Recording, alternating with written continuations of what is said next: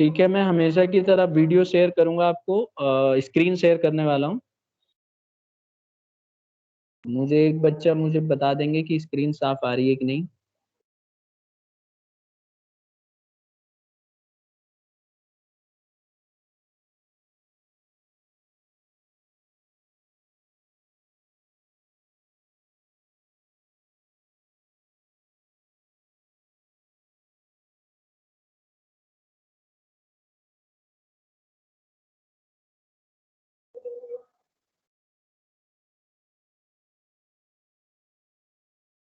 एक स्टूडेंट मुझे बताओ, साक्षी बताना जरा बेटा, ये साफ आ रहा है स्क्रीन? हाँ जी सर। ठीक है, अभी स्क्रीन आएगी तो बताइएगा बेटा साक्षी। हाँ, स्क्रीन आ रही है बेटा। Accounting for partnership basic concept. Yes sir. चलिए ठीक है, आज का जो हमारा टॉपिक है ना स्टूडेंट्स, ये है पार्टनरशिप। और आपने 11th क्लास में पार्टनरशिप पढ़ा हुआ है, तो यही हमारा टॉपिक रहेगा। इसमें देखिए सबसे पहले क्या आता है, पार्टनरशिप क्या है। देखिए अगर मैं इसकी डेफिनेशन बोलूं तो it is a relation between persons who have agreed to share the profits of a business. ये एक ऐसा रिलेशन है जिसमें दो या दो से ज्यादा लोग मिलके और बिजनेस को आगे चलाने के लिए अग्री कर लेते हैं, यानी कि एग्रीमेंट बनाते हैं कि हम दो या हम दो से ज्यादा लोग मिलके किसी बिजनेस को चलाएंगे। इसको हम बोलते हैं पार्टनरशिप। ठीक है, और अगर आप देखो तो इंडियन पार्टनरशिप एक्ट 1932 के अंदर ये आता है। और इसमें एक लाइन बड़ा ध्यान से देखना है, ये वाली लाइन देखो, मैं बता रहा हूँ, ये वाली, कैरिड ऑन बाई ऑल और any of them acting for all. तो देखिए इसमें ये बोला गया है कि जब इन्होंने एग्रीमेंट किया तो इन्होंने बोला कि सबके द्वारा चलाई जाएगी, और कोई एक पर्सन अगर कोई डिसीजन लेता है तो वो सारा का सारा डिसीजन दूसरों को मानना होगा। अब ये आप कहोगे कि कैसे सर? तो जैसे मान लीजिए 10 पार्टनर काम कर रहे हैं और एक पार्टनर ने, सारे पार्टनर बाहर हैं और उसने कुछ फैसला ले लिया और उसके वजह से बिजनेस को लॉस हो गया, या उसके वजह से कुछ बहुत मुसीबत आ गई बिजनेस के, तो सारे के सारे जो पार्टनर है ना, उन सबको उन मुसीबतों का सामना करना पड़ेगा एकजुट होके, यानी कि यूनाइट होके उनको काम करना पड़ेगा। तो ये इसमें खास बात है कि यानी कि एक्टिंग फॉर ऑल, ठीक है, और कैरिड बाय ऑल। तो एक पार्टनर का लिया हुआ फैसला सबके ऊपर लागू होगा और सबको उसकी बात माननी पड़ेगी। ये पॉइंट सबको क्लियर हो गया है? Is it clear? Yes sir. Yes sir. ठीक है, यस। तो इसकी डेफिनेशन आपको नोट्स में लिख देना है कि it is a relation between persons who have agreed to share profits of a business carried on by all and any of them acting for all. ये बहुत इंपॉर्टेंट है। अब देखो इसके फीचर्स क्या है। इसका पहला फीचर ये है कि इसमें दो या दो से ज्यादा लोग होने चाहिए। अगर आप देखो पार्टनरशिप एक्ट में साफ साफ कहा गया है कि कम से कम दो लोगों का होना जरूरी है बेटा, ये वाला देख रहे हो पॉइंट, कम से कम दो लोगों का होना जरूरी है, और मैक्सिमम 50 हो सकते हैं, इससे ज्यादा नहीं हो सकती। हाँ, ये जरूर है कि अब अगर आप नीचे देखो तो ये वाली लाइन एक बार फिर से पढ़ते हैं। 100 बाई कंपनीज एक्ट 2013 का मतलब है कि जब 2013 में एक्ट बना कंपनीज एक्ट, तो उसमें एक जगह मेंशन है इसके बारे में, उसमें कहा गया है कि पार्टनरशिप एक्ट के अंदर ना, जो कंपनीज एक्ट है उसने बोला कि कम से कम 100 रख लो पार्टनर। लेकिन जो हमारी गवर्नमेंट ऑफ इंडिया है, इसने बोला कि नहीं, अभी हम इसे हैंडल नहीं कर सकते और अभी इसकी जरूरत भी नहीं है, इसीलिए अभी हम लोग 50 रख लेते हैं, बाद में कभी भविष्य में जरूरत पड़ेगी तो हम 100 पार्टनर्स को रख सकते हैं। तो अगर एग्जाम में आपसे पूछता है कि मिनिमम नंबर ऑफ पार्टनर्स कितने होने चाहिए, तो आंसर है 2। अगर दो से कम हो गए तो पार्टनरशिप अपने आप ही खराब हो जाएगी, रद्द हो जाएगी। और ज्यादा से ज्यादा कितने हो सकते हैं? 50। हाँ, अगर एग्जाम में ये बोलता है कि पार्टनरशिप एक्ट 2013 के अकॉर्डिंग कितनी है, तो उसका करेक्ट आंसर है 100। लेकिन एग्जाम में आपसे सीधा ये बोलेगा कि पार्टनरशिप में मैक्सिमम लिमिट कितनी होती है, तो सीधा आंसर आपको 50 बोलना है। तो you have to keep focus on this point, this one. Minimum number of partners 2 होने चाहिए और मैक्सिमम 50 होनी चाहिए। और पार्टनरशिप एक्ट के अकॉर्डिंग, अगर हम बोले कंपनीज एक्ट के अकॉर्डिंग लिमिट कितनी दी गई है, तो वो दी गई है 100। ये एमसीक्यू वाले क्वेश्चन में एग्जाम में बहुत इंपॉर्टेंट है, आ सकता है। आई होप यहां तक क्लियर हो गया होगा। सर शेयर होल्डर्स को कह सकते हैं पार्टनर? शेयर होल्डर्स को देखो, शेयर होल्डर्स कौन होते हैं पहले तो आपको ये समझना पड़ेगा बेटा। अगर आप देखो, जो कंपनी में जब आप शेयर्स खरीद लेते हो ना, तो आप शेयर होल्डर बन जाते हो। तो आप कहाँ पहुंच गए? कंपनी में पहुंच गए। और हम पढ़ रहे हैं पार्टनरशिप की, तो आप इनको शेयर होल्डर की जगह आप ये बोल सकते हो पार्टनर। ठीक है, इनको शेयर होल्डर बोलने पे ना हम कंपनी में चले जाते हैं और इंडिविजुअल की बात करने लगते। समझ में आया? मतलब कि जैसे, अच्छा मतलब यहाँ पे ये भी कह सकते हैं हम कि शेयर्स खरीद लिए, ये तो कह सकते हैं। देखो शेयर्स हमेशा ना कंपनी में खरीदते हैं, पार्टनरशिप में नहीं खरीदते। तो आप ये कह सकते हो कि पार्टनरशिप के अंदर इसका कितना शेयर है। जैसे देखो मैं बता रहा हूँ, जैसे मान लीजिए हमारे 3 पार्टनर हैं, देखो ए, बी और सी, ठीक है, और तीनों पार्टनरों की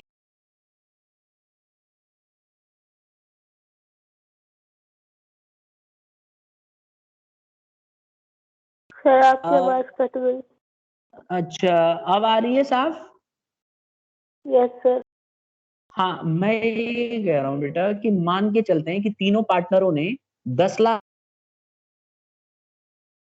हाँ, अब आ रही है मेरी आवाज बेटा? Yes sir.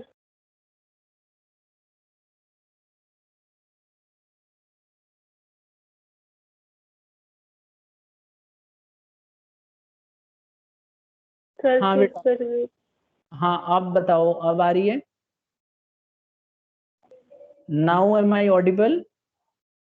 Yes sir. Yes sir. चलो अब कटेगी, अब ध्यान से सुनो, मैं एक बार क्वेश्चन को फिर से रीफ्रेम कर रहा हूँ। 3 पार्टनर हैं ए बी सी, और इनकी रेशियो है, क्योंकि देखो कोई भी पार्टनर होते हैं ना तो प्रॉफिट आपस में बांटते हैं, तो इनकी रेशियो हो गई 2:1:1, ये मान के चलते हैं हम। और तीनों ने जो पैसा लगाया है ना बेटा, ये लगाया है 10 लाख रुपीज। तो अब 10 लाख रुपए में से ए का कितना हिस्सा है, बी का कितना हिस्सा है, और सी का कितना है, इसको हम बोलते हैं share of capital in partnership. लेकिन शेयर होल्डर अगर आप बोलते हो ना, तो शेयर होल्डर का मतलब है आपने कंपनी के शेयर्स खरीद रखे हैं और उसमें आपका हिस्सा कितना है। तो दोनों में फर्क आ गया समझ में सुदर्शन? Yes sir. हाँ, तो दोनों में फर्क है बेटा ये। चलो अब तो पहला फीचर यही है कि कम से कम 2 पार्टनर होने चाहिए और ज्यादा से ज्यादा 50 होने चाहिए। और कंपनीज एक्ट 2013 में दिया गया था 100 पार्टनर। हाँ बोलो। अगर मान लो 3 पार्टनर है, एक मर गया और उसके बेटे को माइनर पार्टनर बना दिया, तो उसके कुछ टाइम बाद दूसरा भी मर गया, तो वो अच्छा, पार्टनरशिप रहेगी कि या नहीं? नहीं रहेगी, क्योंकि दो मिनिमम चाहिए ना, तो 2 मिनिमम के क्राइटेरिया खत्म। जब पहला 3 पार्टनर थे, जब एक मर गया तो 2 बचे हुए थे, इसीलिए पार्टनरशिप चलती रहेगी। लेकिन जैसे ही दूसरा भी नहीं, मर एक गया, माइनर भी था ना। लेकिन माइनर, देखो माइनर पार्टनर को हमने अलग से रखा है, लेकिन वो उस काउंटिंग में नहीं आता। काउंटिंग में तो 2 ही आ रहे हैं ना। माइनर को सारे पार्टनर्स अगर मिलके रखना चाहें तो रख सकते हैं, लेकिन वो काउंटिंग में नहीं आएगा। Am I audible? Yes sir. क्योंकि पार्टनरशिप डीड के अंदर वो सिर्फ 3 पार्टनर थे, इन्होंने इसे माइनर रखा, तो माइनर को जो हम ऑफिशियली लीगली हम काउंट नहीं करते, क्योंकि उसमें समझ और सोचने समझने की शक्ति नहीं होती है। ठीक है, उसके बारे में हम पढ़ेंगे, बहुत आगे चल के आएगा, ठीक है। लेकिन अच्छा क्वेश्चन था। दूसरा आ गया एग्रीमेंट बिटवीन द पार्टनर्स। अब देखो दूसरा फीचर ये कहता है कि 2 पार्टनरों के बीच में या 3, मतलब सारे पार्टनरों के बीच में आपस में एग्रीमेंट होता है। अब ये एग्रीमेंट या तो रिटन होगा या ओरल होगा। देखिए ये लिखा हुआ है, या तो ये रिटन होगा या ओरल होगा। अब ये पार्टनर्स आपस में तय करेंगे कि वो पार्टनरशिप को रिटर्न रखना चाहते हैं या ओरल रखना चाहते हैं। रिटर्न के अंदर क्या होता है कि आपस में ना एक डीड बनाई जाती है, जो कि मैं आगे बताऊंगा आपको डिटेल में। उस डीड के अंदर सब कुछ लिखा जाता है और उसको ऑफिशियली रिकॉर्ड में रखा जाता है। लेकिन अगर आप ओरल पार्टनरशिप बनाते हो तो खाली मुंह से बोल देते हैं। जैसे मान लीजिए अपनी क्लास है, अगर हम सारे मिल के पार्टनरशिप करते हैं तो हम में से सारे आपस में बात कर लेंगे कि इतना सैलरी मिलेगी, इतना प्रॉफिट मिलेगा, ये होगा वो होगा, ये वाला काम ये पार्टनर करेगा, ऐसे ऐसे करके आपस में बांट लेंगे। लेकिन ओरल पार्टनरशिप भी पार्टनरशिप मानी जाती है, लेकिन इसका कुछ नुकसान है। जब हम कॉन्सिक्वेंसेस पढ़ेंगे तो वहां पे मैं आपको अच्छे से डिटेल में समझाऊंगा। फिलहाल इसका फीचर ये कहता है कि पार्टनर्स जो है आपस में एग्रीमेंट कर लेते हैं, और ये एग्रीमेंट रिटन फॉर्म में भी हो सकता है और ओरल फॉर्म में भी हो सकता है, लेकिन रिटन फॉर्म ज्यादा अच्छा माना जाता है as compare to oral form. आगे बढ़े बेटा, ये आ सर गया समझ और में? सर हाँ ओरल बोल। फॉर्म को रखा क्यों? हाँ, ये अच्छा क्वेश्चन है। देखो ओरल फॉर्म को रखा क्यों, क्योंकि देखो जब लॉ बनता है ना, तो लॉ के अंदर पहले ही बैठ के डिसाइड किया जाता है कि क्या रखें क्या ना रखें। तो जो लॉ मेकर है जिसने कानून बनाया, उसको ये लगा कि कई बार क्या होता है, पार्टनरशिप आपस में 2 दोस्त या 3 जने 4 जने मिलके करते हैं, तो कई बार पार्टनरशिप कुछ साल के लिए भी होती है और कुछ महीने के लिए भी हो सकती है। तो इसीलिए बार बार वो रिटर्न एग्रीमेंट कराना उनको बहुत अच्छा ट्रस्ट होता है उनको आपस में। तो जानबूझ के ऐसा किया है कि रूल सिंपल रहे और ज्यादा कॉम्प्लिकेटेड ना हो। तो ऐसे में गवर्नमेंट ने अलाउ कर दिया है कि आप पार्टनरशिप जो है ओरल भी बना सकते हो। जैसे मान लो आप आगे चल के कॉलेज की पढ़ाई पूरी कर लेते हो और अपने दोस्तों के साथ बोलते हो यार चल बिजनेस करते हैं, और आपस में पैसा लगा के और एक ऑफिस खोल लेते हो और शुरू कर देते हो ट्रस्ट पे, तो वो ओरल माना जाएगा। लेकिन अगर आप चाहो तो उसको रिटर्न में भी कन्वर्ट करा सकते हो कभी भी। आ गया समझ में? Yes sir. अब मेरा मानना ये है कि ओरल, इसकी देखो ओरल कोई रखना नहीं चाहता, उसकी वजह है कई, लेकिन मैं बाद में बताऊंगा इसकी क्या क्या वजह है। अभी हम फीचर्स डिस्कस कर रहे हैं, बस ये समझ लीजिए कि ओरल के काफी नुकसान है और इसीलिए कोई ओरल जल्दी रखना नहीं चाहता, लेकिन फिर भी ओरल रखने का एक प्रोविजन है जिसमें आप चाहो तो रख सकते हो। तो ओरल आप रख सकते हो, बस आप ये ध्यान रखना कि दूसरा फीचर ये कहता है कि ये एक ऐसा एग्रीमेंट है जिसमें पार्टनरशिप बनाई जाती है और वो ओरल भी हो सकती है और रिटर्न भी हो सकती है। तीसरा आ जाता है बिजनेस। हमेशा याद रखना है स्टूडेंट्स की the third feature of partnership is कि इसमें जो है एक एग्रीमेंट होता है कि बिजनेस के तौर पे इसको किया जाएगा, और जो भी आप पार्टनरशिप करते हो वो बिजनेस के पॉइंट ऑफ व्यू से करोगे। तो देखो लिखा हुआ है कि the agreement should be for carrying on a business whereas joint ownership of some property does not constitute partnership. जैसे मान लो आप दो जने प्रॉपर्टी अपना आपस में मिला लेते हो तो उसको हम बिजनेस नहीं बोलेंगे, लेकिन बिजनेस पार्टनरशिप तभी पार्टनरशिप मानी जाती है जब बिजनेस के पर्पज से की जाए। ठीक है, ऐसा नहीं है कि हम दोनों की प्रॉपर्टी आपस में मिला लें या खरीद लें या रहे हैं एक साथ तो पार्टनरशिप हो जाएगी। पार्टनरशिप तभी मानी जाती है जब आपने बिजनेस के पॉइंट ऑफ व्यू से उसको स्टार्ट किया हो और उससे आप प्रॉफिट कमाने के उद्देश्य से स्टार्ट करते हो, तभी बिजनेस वो पार्टनरशिप मानी जाएगी। तो हमने तीन फीचर कौन कौन से पढ़े एक बार फिर से याद रख लेते हैं। हमने पहला फीचर ये पढ़ा कि दो या दो से ज्यादा लोग अगर होंगे तभी पार्टनरशिप मानी जाएगी, और इसमें एक लिमिट है कम से कम 2 और ज्यादा से ज्यादा 50। दूसरा हमने पढ़ा कि ये एक एग्रीमेंट है पार्टनर्स के बीच में, और ये एग्रीमेंट या तो रिटर्न होगा या ओरल होगा। अच्छा तभी माना जाता है जब रिटर्न हो, लेकिन ओरल पार्टनरशिप भी हो सकती है। तो आपसे सीधा क्वेश्चन पूछा जा सकता है कि क्या पार्टनरशिप ओरल हो सकती है? क्या ये बात सच है? तो आंसर में लिखना है कि यस, ओरल हो सकती है, लेकिन रखना नहीं चाहिए क्योंकि उसके काफी नुकसान है। तीसरा, पार्टनरशिप का तीसरा फीचर ये है कि हमेशा बिजनेस के पर्पज से की जानी चाहिए। अगर दो पार्टनर बिजनेस के पर्पज से पार्टनरशिप करते हैं तो वो पार्टनरशिप कहलाएगी। लेकिन अगर जैसे मान लीजिए तीन भाई हैं और तीनों ने एक ही जमीन खरीद ली और एक साथ मिलकर रह रहे हैं तो वो पार्टनरशिप नहीं कहलाएगी, जब तक उनका उद्देश्य प्रॉफिट कमाना ना हो या बिजनेस का से रिलेटेड ना हो। चौथा फीचर, शेयरिंग ऑफ प्रॉफिट। देखो पार्टनरशिप की एक खास बात यह है कि जो भी प्रॉफिट होगा या लॉस होगा बिजनेस के अंदर, वो सारा का सारा प्रॉफिट आपस में मिलके बांटेंगे, और अगर लॉस होता है तब भी उसको मिलके बांटेंगे। तो ये ध्यान रखना है। तो प्रॉफिट जो पार्टनरशिप है उसके अंदर हमेशा sharing of profit and losses होना जरूरी है। ऐसा कभी नहीं होगा कि उसमें प्रॉफिट बांटो और प्रॉफिट ना भी बांटो, ऐसा कभी नहीं होगा। हमेशा प्रॉफिट का डिस्ट्रीब्यूशन होना कंपलसरी है। Am I clear? और अगर बिजनेस को लॉस होता है ना तब भी आपको प्रॉफिट लॉस बांटना पड़ेगा। और अगर क्वेश्चन में कुछ दिया नहीं है, जैसे देखो मैं पूछ रहा हूँ, देखता हूँ कौन बच्चा पहले बताता है। तीन पार्टनर है बेटा, ए बी और सी, और ये नहीं बता रखा है कि प्रॉफिट शेयरिंग रेशियो क्या होगी। तो कोई मुझे बताएगा क्या होनी चाहिए प्रॉफिट शेयरिंग रेशियो? सर सबको इक्वल मिलेगा। इक्वल। शाबाश, सर क्योंकि 1/3। बहुत बढ़िया, क्योंकि देखो पार्टनरशिप एक्ट 1956 में साफ साफ लिखा गया है, सॉरी 1932 में लिखा गया है कि अगर कोई पार्टनर्स की रेशियो नहीं दे रखी है तो प्रॉफिट शेयरिंग उनका ऑटोमेटिकली इक्वल हो जाएगा, 1:1:1 हो जाएगा। और अगर दे रखा है फिर तो अच्छी बात, और अगर नहीं दे रखा है तो ऑटोमेटिकली इक्वल होगा, लेकिन होगा जरूर। अच्छा ये बताइए, मान लीजिए 30,000 का लॉस हो गया, 30,000 का लॉस हो गया, तो ए को कितना मिलेगा बेटा? 10,000। 10,000 देना पड़ेगा ना। 10,000 मिलेगा नहीं, देना पड़ेगा, बिल्कुल सही, क्योंकि लॉस हुआ है। तो हम क्या करेंगे, वही चीज ये भी बता रहे थे, थोड़ा लैंग्वेज में हो गया। 30,000 को 1/3, क्योंकि ए का हिस्सा कितना हो गया 1/3, बी का हिस्सा कितना हो गया 1/3, सी का हिस्सा कितना हो गया 1/3। तो 30,000 का 1/3 आप बांट दोगे, और जो भी वैल्यू आएगी वो हमारा लॉस जो है ए बी सी तीनों अपनी प्रॉफिट शेयरिंग रेशियो के हिसाब से आपस में डिस्ट्रीब्यूट कर ले, और अगर प्रॉफिट होता है तो प्रॉफिट मिल जाता। तो ये चार फीचर हो गए हमारे। पांचवा फीचर ध्यान से देखो। पांचवा फीचर कहता है business is carried on by all और any of them acting for all.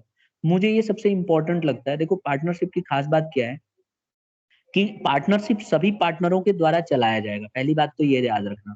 और अगर मान लो बाई चांस सारे पार्टनर ऑफिस में अवेलेबल नहीं है और किसी पार्टनर को फैसला लेना है, तो वो उसका लिया हुआ फैसला सबके ऊपर एप्लीकेबल होगा। तो इसीलिए कहते हैं कि carried by all. Carried by all का मतलब है सबके द्वारा चलाया जाएगा। एंड एक्टिंग फॉर ऑल मतलब if one partner takes the decision, that decision will be applicable to each and every partner, although it is not compulsory that all the partners are available at the time of taking decision। हो सकता है कि सारे partner बाहर हों और एक partner को कुछ फैसला लेना था सामान खरीदने का या बेचने का, और खरीदते समय या बेचते समय उसको नुकसान हो गया, तो उस नुकसान को सब में बांटा जाएगा और सबको वो बात माननी पड़ेगी, भले ही आगे फ्यूचर में लॉस हो। सब ऐसा कोई पार्टनर ये नहीं बोल सकता कि मैं उस दिन नहीं था, तूने ऐसा क्यों कर दिया, है ना? क्योंकि वो पार्टनर बोलेगा यार तुम लोग थे नहीं, बाहर थे और मैंने कांटेक्ट किया और वो डिसीजन मुझे इमीडिएटली लेना था, तो इसीलिए मुझे लेना पड़ा और आप सबको मानना पड़ेगा। तो ये रूल है। पांचों फीचर समझ में आ गया सबको? इसमें कुछ किसी को पूछना है तो बताइए।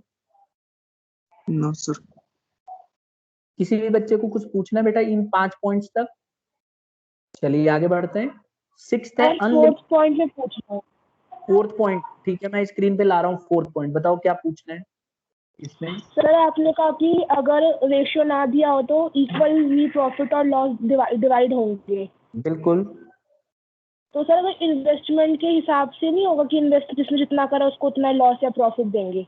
नहीं बेटा देखो ये रूल है, आपकी बात सच है कि होना चाहिए, मैं भी आपके साथ अग्री करता हूँ कि इन्वेस्टमेंट के हिसाब से होना चाहिए, लेकिन अगर पार्टनरशिप डीड में इस बात का मेंशन नहीं है, मतलब रिटर्न एग्रीमेंट नहीं है और ओरल में भी इन्होंने इसके बारे में कोई जिक्र नहीं किया था कि किसको कितना प्रॉफिट मिलेगा, तो एक रूल है जिसमें साफ साफ लिखा गया है कि तीनों पार्टनर ए बी सी को इक्वली मिलेगा प्रॉफिट और लॉस भी, भले ही किसी ने पैसा लगाया हो किसी ने नहीं लगाया हो। ऐसा भी हो सकता है बेटा कि बी ने बिल्कुल पैसा नहीं लगाया, हो सकता है फॉर्म में 10 लाख रुपए लगाए गए थे, ए ने लगाए थे 6 लाख रुपए और बी सी ने लगाए थे 4 लाख रुपए, यानी कि 10 लाख रुपए दोनों ने लगाए और बी ने बिल्कुल भी नहीं लगाया, उसके बाद भी बी को इक्वली प्रॉफिट मिलेगा अगर डीड में कुछ भी नहीं बताया गया है तो। क्लियर हो गया? Yes sir.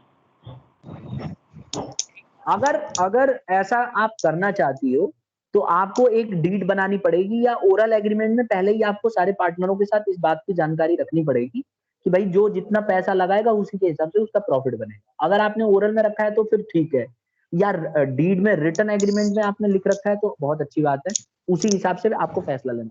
लेकिन अगर आपने इस रिगार्डिंग कोई फैसला नहीं लिया तो ऑटोमेटिकली इक्वल हो जाएगी।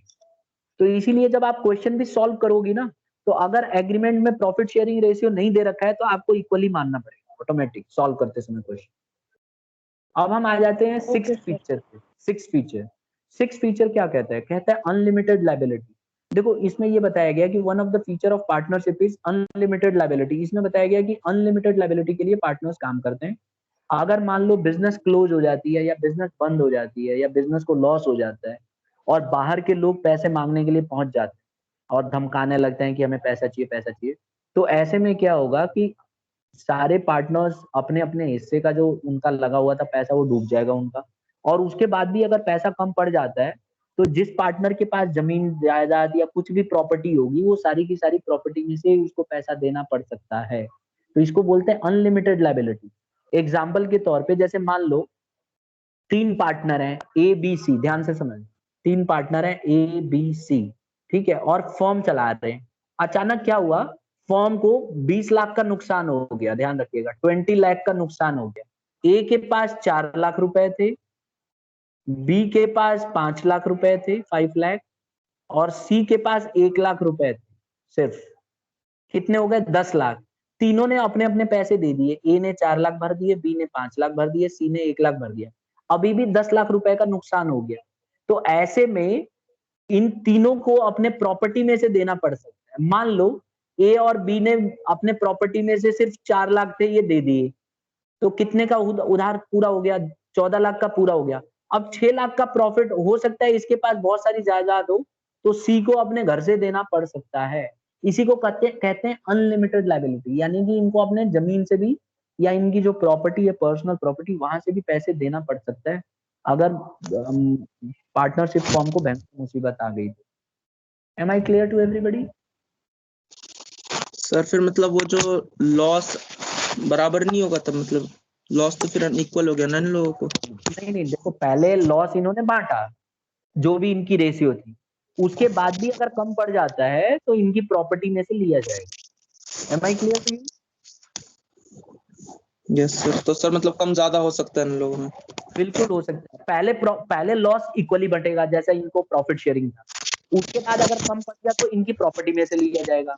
मान लो 2 पार्टनरों की प्रॉपर्टी पूरी खत्म हो गई और तीसरे के पास ज्यादा है, और भले ही वो प्रॉफिट कम बांटता हो, उसके सारे के सारे पैसे वहां उसकी प्रॉपर्टी से उसको देना पड़ता है। ओवरऑल अगर आप किसी पार्टनरशिप के अंदर पार्टनर हो तो आपको अपने घर से भी पैसा देना पड़ सकता है अगर किसी वजह से कम पड़ जाए तो।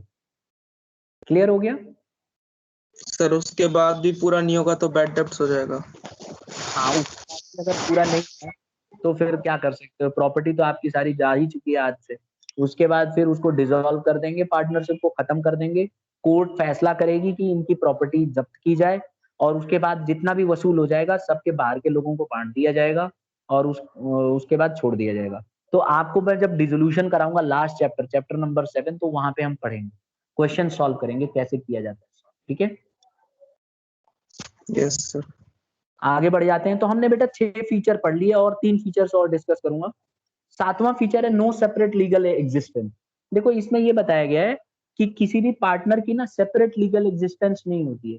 जैसे मैंने आपको क्लास 11th में पढ़ाया था कि पार्टनर्स, जो कंपनियां होती हैं, कंपनी अपने नाम से जमीन खरीद सकती है, लेकिन पार्टनरशिप में उल्टा होता है। पार्टनरशिप में जो पार्टनरशिप फर्म है उसके पास पावर नहीं है कि अपने नाम से कोई फैसले ले सके। जैसे मान लो 3 पार्टनर हैं, A B C, A B और सी, और इन तीनों को ने मिला के पार्टनरशिप फर्म का नाम रखा एबीसी एंड कंपनी। जैसे मान लो ये पार्टनरशिप का नाम है एबीसी फर्म, और ये क्या है, अगर इनको जमीन खरीदनी है ना तो ए बी और सी फैसले करेंगे जमीन खरीदने का, पार्टनरशिप फर्म फैसला नहीं करेगी। तो इसीलिए अगर मान लो किसी ने केस किया ना तो फर्म के ऊपर केस नहीं करेगा, ए बी सी तीनों के ऊपर केस करेगा। और अगर मान लो इनकी पार्टनरशिप खत्म हो जाती है या ये फैसला कर लेते हैं कि आगे हम फ्यूचर में नहीं करेंगे पार्टनरशिप, तो अपने आप ही पार्टनरशिप फर्म बंद हो जाएगी, ये चलेगी नहीं, आगे अपने आप ऑटोमेटिकली खत्म हो जाएगी। तो इसी को बोलते हैं नो सेपरेट लीगल एग्जिस्टेंस। आपको याद होगा 11th क्लास में मैंने पार्टनर, जब मैंने कंपनी अकाउंट पढ़ाया था, जब कंपनी के बारे में पढ़ा रहा था, तो मैंने कहा था कि कंपनी के पास जो है लीगल एग्जिस्टेंस होता है, वो अपने नाम से जमीन खरीद सकती है, बेच सकती है, किसी के ऊपर केस कर सकती है, किसी का केस लड़ सकती है, किसी को जेल में भिजवा सकती है। लेकिन पार्टनरशिप ऐसा नहीं करती। पार्टनरशिप के अंदर पार्टनर को ही फैसला लेना पड़ेगा कि उसको बिजनेस चलाना है कि नहीं चलाना है। ठीक है, तो यहाँ पे देखो यही चीज मैंने लिखा हुआ है यहाँ पे कि it can not own property और enter into a contract in its own name. Partnership firm अपने नाम से बिजनेस नहीं चला सकती या कॉन्ट्रैक्ट नहीं कर सकती है, और इसके अंदर अपने नाम से ये कुछ भी नहीं करेगी। पार्टनर्स फैसला करेंगे कि क्या करना है। अगर पार्टनरशिप फॉर्म को आगे बढ़ाना चाहते हैं तो वो आगे फैसले ले सकते हैं कि उन्हें पार्टनरशिप चलानी है, कंटिन्यू करनी है कि नहीं करनी है। ठीक है, अगर वो चाहते हैं कि पार्टनरशिप बंद हो जाए तो ऑटोमेटिकली बंद हो जाएगी, और पार्टनरशिप फॉर्म इसके लिए कोई फैसले नहीं लेगी, पार्टनर्स फैसले लेंगे। M I clear?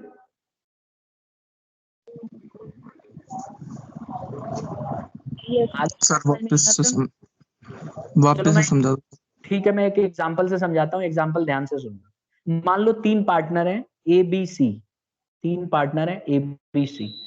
बी ने कहा कि एक जमीन खरीदनी है 10 करोड़ की, तो पार्टनर ही जमीन खरीद सकते हैं, फॉर्म अपने नाम से जमीन नहीं खरीद सकती। अगर पार्टनर चाहें तभी जमीन खरीदी जाएगी, अदरवाइज बिना पार्टनर की मदद से जमीन नहीं खरीदी जाएगी। लेकिन जब हम कंपनी की बात, इसीलिए बोलते हैं नो सेपरेट लीगल एग्जिस्टेंस, मतलब फॉर्म के पास अपनी खुद की एग्जिस्टेंस नहीं है, उसको पार्टनर के ऊपर भरोसे पे बैठना पड़ता है। यानी पार्टनर चाहेंगे तो होगा, नहीं चाहेंगे तो नहीं होगा। लेकिन अगर हम कंपनी की बात करते हैं, जैसे रिलायंस कंपनी, तो रिलायंस कंपनी अगर चाहे तो जमीन खरीद सकती है, और अगर इसका ओनर, जैसे कि मान लो मुकेश अंबानी कह रहे हैं नहीं जमीन नहीं खरीदनी है, 10 करोड़ बहुत ज्यादा है, महंगा है, मत खरीदो। लेकिन फिर भी अगर कंपनी कहती है कि नहीं मैं तो खरीदूंगी, और बोर्ड ऑफ डायरेक्टर फैसला कर लेते हैं और ओनर बोलता नहीं मत खरीदो, या 4-5 जने कह रहे हैं मत खरीदो, कुछ जने कह रहे हैं खरीदो, तो ऐसे में कंपनी अपने हिसाब से फैसले ले सकती है, उनके ऊपर भरोसा नहीं करेगी। उनको बोलेगी ठीक है जमीन नहीं खरीदना चाहते हो तुम, कंपनी छोड़ दो, चले जाओ, अपने शेयर लेके वापस चले जाओ। लेकिन पार्टनरशिप में ऐसा नहीं होता। पार्टनरशिप फॉर्म के पास अपनी खुद की पावर नहीं होती, और इसको अपने फैसले लेने के लिए दूसरे के ऊपर निर्भर करना पड़ता है, यानी कि पार्टनर के ऊपर निर्भर रहना। तो इसीलिए इसके पास सेपरेट एंटिटी नहीं है। आ गया समझ में? Yes sir. ठीक है, अब नेक्स्ट आ जाता है ऑटमोस्ट गुड फेथ। 8वां फीचर ये कहता है पार्टनरशिप का कि पार्टनरशिप तभी चलेगी जब सारे पार्टनर्स आपस में एक दूसरे के ऊपर भरोसा दिखाएं। तो बहुत जरूरी है कि सारे पार्टनर एक दूसरे के ऊपर भरोसा रखें और सारा का सारा जो इंपॉर्टेंट डिसीजंस हैं या इंपॉर्टेंट इंफॉर्मेशन है, मटेरियल फैक्ट्स बोलते हैं, इनको डिस्क्लोज करें एक दूसरे के साथ और ट्रू रहें, एक दूसरे के साथ सच रहें और किसी को भी अपना सीक्रेट्स छिपा के नहीं रखना चाहिए बिजनेस के अंदर। ऐसा करना सही नहीं माना जाता है। तो ये भी एक पार्टनरशिप की खास बात है कि एक दूसरे के ऊपर ट्रस्ट में रहेंगे। अब देखो वही वाला क्वेश्चन एक बच्चे ने पूछा था, मेरे ख्याल से सुदर्शन ने, कि सर पार्टनरशिप फॉर्म के अंदर रिटन एग्रीमेंट क्यों नहीं होना चाहिए? बेटा अगर आप ओरल एग्रीमेंट करते हो तो आपका ट्रस्ट होना बहुत जरूरी है। जैसे 3 पार्टनर या 10 पार्टनर या 20 पार्टनर आपस में बिजनेस चला रहे हैं, तो अगर वो ओरल भी कहते हैं तो वो सबको मानना पड़ेगा और इसीलिए यहाँ पे ट्रस्ट बहुत इंपॉर्टेंट है। अगर ट्रस्ट नहीं करेंगे तो फिर विश्वास टूट जाएगा और बिजनेस क्लोज होने की कगार पे आ जाएगा। तो यही एक इसका फीचर है कि इसमें विश्वास का होना बहुत जरूरी है। अगर विश्वास टूट गया तो पार्टनरशिप खत्म होने की कगार पे आ जाती है। Am I clear? क्योंकि हम फीचर्स पढ़ रहे हैं तो हमें बस इतना ही समझना है कि इसके अंदर ट्रस्ट का होना जरूरी है। 9th और लास्ट फीचर है restriction on transfer of interest. देखो इसमें क्या खास बात है कि जैसे 3 पार्टनर है A B C, A B और सी। अब मान लीजिए कि इसको प्रॉफिट हो रहा है फॉर्म के अंदर 1 लाख रुपए का, तो ये अपने प्रॉफिट को ना अपने दोस्त को लेने के बाद दे सकता है, लेकिन ये नहीं बोल सकता कि सी ये नहीं बोल सकता कि एक मेरा भाई है और वो आके पार्टनरशिप में काम करे और जो भी मेरा प्रॉफिट होगा वो मेरे भाई को मिले। ऐसा नहीं होगा। अपने प्रॉफिट में से बेशक अपने घर से कमा के और ये कहीं से भी दे सकता है, लेकिन किसी को पार्टनरशिप के अंदर ला के और बोलेगा कि मेरी जगह ये काम करेगा, ऐसा नहीं हो सकता। इसको बोलते हैं ट्रांसफर ऑफ इंटरेस्ट। तो अपना अपना इंटरेस्ट ये दूसरे के नाम पे ट्रांसफर नहीं कर सकता। Is it clear to everybody? जैसे पार्टनरशिप के अंदर किसी चौथे आदमी को लाके ये नहीं बोलेगा कि कल से मेरी जगह ये बैठेगा ऑफिस में और मेरी जगह ये फैसले करेगा। पार्टनर्स मना कर देंगे, बोलेंगे नहीं, तू ट्रांसफर ऑफ इंटरेस्ट नहीं कर सकता है। तुझे फैसले लेना है तो तू खुद फैसले लेगा, दूसरों को फैसले लेने के लिए हम वो नहीं करेंगे। आउटसाइडर को हम काम सर दूसरों से नहीं करवा सकता। नहीं करवा सकते। जैसे सरकारी नौकरी में होता है ना, मान लो सरकारी नौकरी में कोई सपोज करो टीचर है, तो वो किसी अपने दोस्त को नहीं भेज सकता ना स्कूल में कि जा तू पढ़ा के आ। ऐसा हो सकता है क्या? नहीं ना। इसी तरह से इसके अंदर भी नहीं हो सकता। Am I clear to you? Yes sir. ठीक है, तो बेटा यही है हमारे फीचर्स। अब हम लोग जो है क्लास 10:35 तक है ना हमारी, 30 तक है सर। 30 तक है, तो ठीक है। नेक्स्ट क्लास आपकी स्टार्ट होने वाली है। अगली क्लास में हम पार्टनरशिप डीड पढ़ेंगे बेटा, और इसके क्या क्या रूल्स हैं ये वाले हम पॉइंट्स पढ़ेंगे कि पार्टनरशिप डीड क्या होता है, कैसे इसमें एग्रीमेंट होता है, क्या क्या चीजें इसमें होनी चाहिए, पूरा डिटेल में पढ़ लेंगे। और उसके बाद हम न्यूमेरिकल नेक्स्ट क्लास के बाद हम न्यूमेरिकल स्टार्ट कर सकते हैं। ठीक है, तो आज हम इतना ही करते हैं स्टूडेंट्स। अगली क्लास में हम लोग आगे कंटिन्यू करेंगे। ठीक है, और बिजनेस की क्लास में मैं लिंक आपको भेज दूंगा। सर अटेंडेंस ले लो। अटेंडेंस साक्षी, हाँ जी सर। बेटा स्क्रीनशॉट एक बार ले लो और जितने बच्चे आए हैं उनका वो मेरे को भेज देना। अभी ओके स्क्रीनशॉट सर। लो, जल्दी से ले लो, वेट कर रहे हैं।